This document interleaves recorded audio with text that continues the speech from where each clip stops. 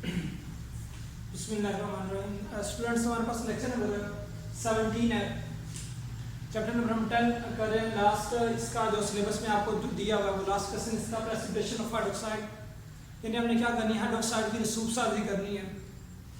अच्छा भी ये जो ये वाला क्वेश्चन है ये लाहौर बोर्ड में आया हुआ है, लॉन्ग क्वेश्चन 2013 में लॉन्ग क्वेश्चन जो ये आया हुआ है। तो वहाँ पे प्रेसिपिटेशन ऑफ हाइड्रोक्साइड, प्रेसिपिटेशन के बारे में थोड़ा सा बता दूँ आपको। जो अल्कलीज के हमारे पास प्रेसिपिटेट होते हैं वो इनसॉल्युबल होते हैं, यानी जब हम हैवी मेटल जो है उनके जो साल्ट लेते हैं, जब उनका रिएक्शन करवाते हैं बेसिस के साथ, तो हमारे पास क्या होता है, हमारे पास अल्कलीज के हाइड्रोक्साइड आ जाते हैं जो कि क्या होते हैं, जो कि इनसॉल्युबल होते हैं सॉल्यूशन में। तो हम क्या करते हैं, उनको प्रेसिपिटेट कर लेते हैं, यानी उनको हम अलग कर लेते हैं। तो ये हमारे पास है प्रेसिपिटेशन ऑफ हाइड्रोक्साइड। अच्छा, सबसे पहले हमने आपको वैलेंसी का पता होना चाहिए। हमने पीछे भी रिएक्शन जो किए हुए हैं, आपको वैलेंसी का पता होना चाहिए। वैलेंसी वहाँ पे काफी ज़्यादा मैटर करती है। आपको रिएक्शन की समझ ही तब आती है जब आपको वैलेंसी का पता होता है। अच्छा भी यहाँ पे हमारे पास है कॉपर सल्फेट है, ये रिएक्ट कर रहा है NaOH के साथ। पहली बात, सल्फेट की वैलेंसी आपने पढ़ी है, इसकी होती है 2- वैलेंसी होती है, और कॉपर की होती है 2+ वैलेंसी होती है। अब हम बात करते हैं कॉपर सल्फेट है, वो रिएक्ट करेगा NaOH के साथ। सोडियम है, सोडियम की वैलेंसी होती है 1, सोडियम की वैलेंसी कितनी होती है, 1 वैलेंसी होती है। अब सोडियम की वैलेंसी जो है वो हमारे पास है 1, कॉपर की हमारे पास 2। अब इसी तरह OH जो होता है हाइड्रोक्सिल आयन, उसकी होती है 1, ठीक है। अब ये हमारे पास यानी हाइड्रोक्सिल आयन इसकी होती है हमारे पास 1 होती है -7। अब कॉपर की हमारे पास 2 है, सल्फेट की हमारे पास कितनी होती है, SO4 - 2 की इसकी होती है 2। अब वैलेंसी पर चीज डिपेंड करती है। अब ये आपके पास कॉपर है, कॉपर सल्फेट है। अब हमने पहले भी पढ़ा हुआ था, जब आपके पास कंपाउंड बनता है तो आपके पास कंपाउंड का जो पहला पार्ट होता है, यानी उसका जो पहला हिस्सा होता है, वो क्या करता है, वो दूसरे कंपाउंड के दूसरे हिस्से से जाकर मिलता है। अब ये आपके पास कॉपर है, ये क्या करेगा, क्योंकि कॉपर पॉजिटिव है, OH नेगेटिव, ये क्या करेगा, ये इसके साथ जाकर मिलेगा।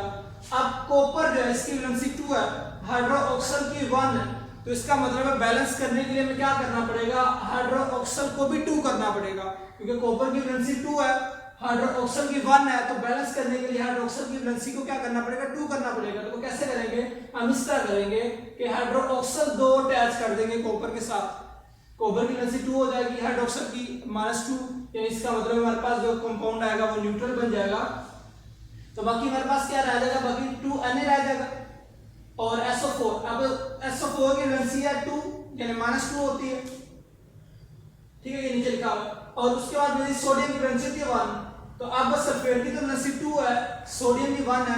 बैलेंस करने के लिए यहाँ पे 2 लगाना पड़ेगा, ताकि हमारे पास 2 Na हो जाए। जब 2 Na सल्फेट के साथ मिलेंगे, सोडियम की वैलेंसी 1 थी, सल्फेट की वैलेंसी 2 थी, हमने बैलेंस करने के लिए 2 सोडियम कर दिए।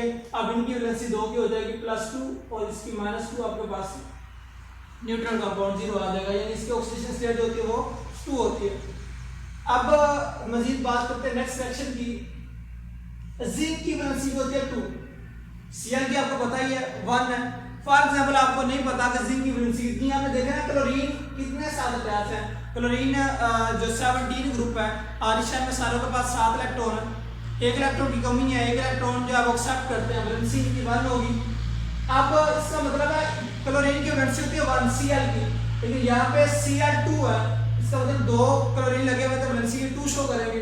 तो इसका मतलब जिंक की भी कितनी भी होगी, ये 2 ही होगी। अब जब इनका रिएक्शन कराते हैं NaOH के साथ, तो क्या होता है, जो Na है ये Cl के साथ रिएक्ट करता है, NaCl बना देता है, क्योंकि यहाँ पे हमारे पास 2 Na है, तो वो 2 Cl के साथ रिएक्ट करेंगे, 2 NaCl आ जाएगा।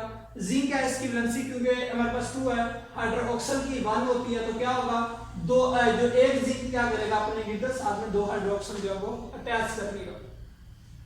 इस तरह हमारे पास ये कलर हमें याद करने हैं। हमारे पास कॉपर है, जो हमारे पास कॉपर का जो हमारे पास हाइड्रोक्साइड होता है, उसकी जो उसका कलर होता है वो ब्लू प्रेसिपिटेट होता है, और इस तरह जिंक का जो हाइड्रोक्साइड होता है, जिंक हाइड्रोक्साइड, उसका व्हाइट प्रेसिपिटेट होता है। अब फेरस क्लोराइड जो है जब वो रिएक्ट करता है NaOH के साथ, अब 3 क्लोरीन अटैच है। क्लोरीन जब हमने कहा वैलेंसी होती है 1 -7 में, क्लोरीन 3 अटैच, जिसका मतलब है कि 3 वो वैलेंसी शो करें, तो इसका मतलब है Fe, यानी आयरन को भी कितनी वैलेंसी शो करनी चाहिए, 3 करनी चाहिए। अब अगर इसकी वैलेंसी 3 है क्योंकि इसने तो इसके साथ मिलना है, तो इसका मतलब है इसको कितना करना पड़ेगा, 3 करना पड़ेगा। हाइड्रोक्साइड को कितना करना पड़ेगा, 3 करना पड़ेगा। उस 3 करने के लिए हम यहाँ पे क्या लगाएंगे 3, तो हमारे पास आ जाएगा FeOH3। साथ में हमारे पास क्या आ जाएगा, बाकी 3Na और 3Cl मिलके क्या बना देंगे 3NaCl। नेक्स्ट हमारे पास रिएक्शन है CaCl2 NaOH के साथ रिएक्शन करेगा। कैल्शियम की वैलेंसी होती है भाई 2। अगर आपको नहीं भी पता, आपने देखना है क्लोरीन कितने अटैच है, 2 क्लोरीन अटैच है, जिसका मतलब है क्लोरीन यहाँ पे 2 वैलेंसी शो कर रहा है। तो कैल्शियम है उसकी भी 2 होगी, क्योंकि एक क्लोरीन 1 शो करता है, 2 क्लोरीन में 2 शो करेंगे, तो कैल्शियम क्या करेगा 2 शो करेगा। अब कैल्शियम 2 करेगा, इसका मतलब है हाइड्रोक्साइड 2 होने चाहिए। अब इस तरह क्या करेगा, कैल्शियम 2 हाइड्रोक्साइड के साथ जो है वो क्या करेगा बॉन्ड बना लेगा, कैल्शियम हाइड्रोक्साइड आपके पास बन जाएगा 2Cl और 2Na जब आपस में रिएक्ट करेंगे क्या बना देंगे 2NaCl। तो लास्ट हमारे पास रिएक्शन है। अब फेरिक सल्फेट है।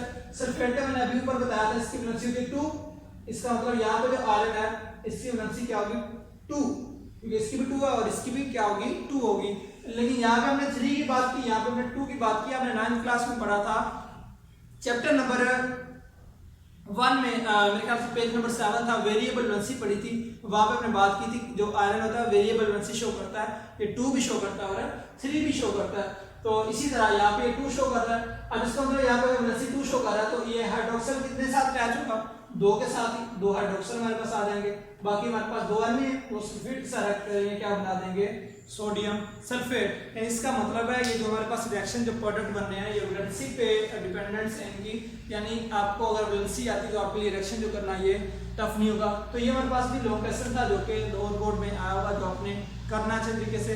तो इंशाल्लाह तो करता हूँ आपको समझ आ गई होगी। मजीद अगर आपको समझ नहीं आती थोड़ा सा आपने लेक्चर को एक दफ़ा दोबारा सुन लेना, तो इंशाल्लाह आपको समझ आ जाएगी। मजीद इंशाल्लाह नेक्स्ट लेक्चर में मिलेंगे। अल्लाह हाफिज़।